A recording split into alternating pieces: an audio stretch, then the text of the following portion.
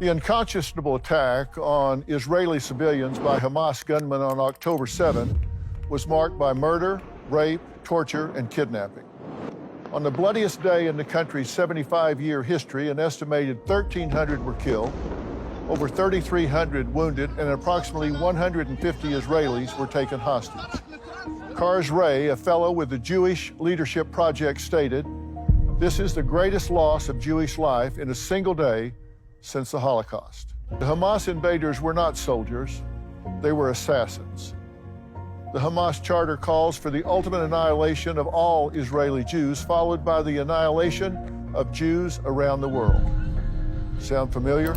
Sadly, some people, including some right here in America, actually celebrated the slaughter and blamed those being murdered, raped, and kidnapped.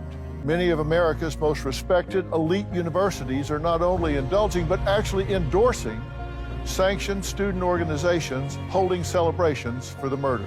Harvard, Yale, Georgetown, UCLA, and Stanford are high-profile examples that should raise concern, if not outrage. These student organizations' reactions to the Hamas attack revealed a disturbing degree of ivy-covered intellectual rot. Americans nationwide have been appalled and shocked.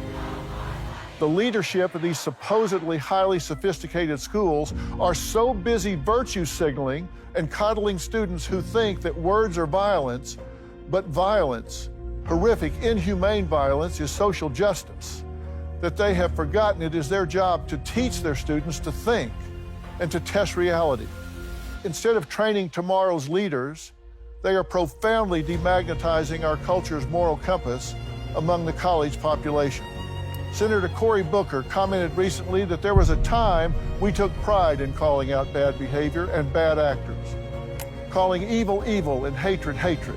Martin Luther King Jr. said we suffer not just from the vitriol and violence of our enemies, but from the appalling silence and inaction of the good people. I'm no expert in geopolitics, but I don't need to be to immediately denounce the actions of Hamas as utterly sick, twisted, disgusting, and inexcusable. Staying fully in my lane of analyzing human behavior, I will amplify some things I know for sure. I know for sure the atrocities and ensuing celebrations committed by Hamas are inexcusable and unjustifiable. These are not the acts of honorable soldiers, freedom fighters, or militants. From a psychological standpoint, I can't help but wonder what these assassins say to themselves alone in the middle of the night after murdering a terrified and defenseless little baby boy or girl. Have they bothered to think about how many of their own children they have destined to be sacrificed in the retaliation that is certain to follow? Retaliation Hamas have brought down on the Gazans, Palestinians.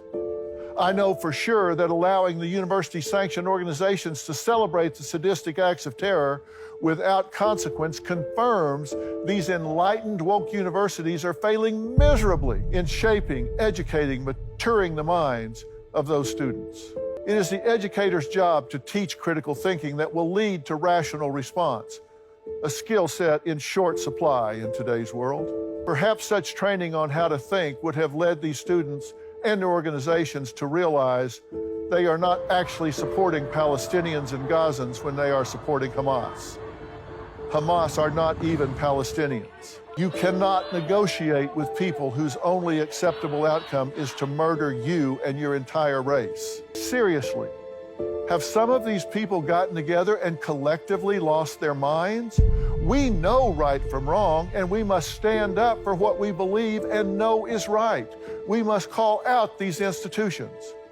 How is any of this acceptable to anyone? How is it not recognized as incredibly racist? How do elite educators not recognize this is a huge teachable moment in these students' journey? The heads of these schools need to simply say, on this campus, we don't celebrate racism, anti-Semitism, baby killing, and murdering. What they are doing instead is distancing themselves in hopes it blows over. Israel is our friend and ally.